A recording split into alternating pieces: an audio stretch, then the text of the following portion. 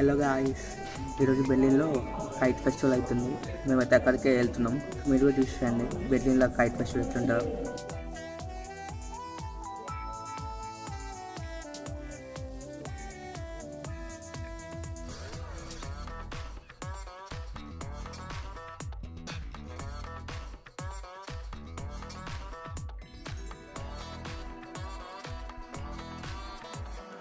ప్రేమలు రోజున పుట్టా కలలను తింటూ పరిగా నడిచే మనసుని కలిసా ఈనాడే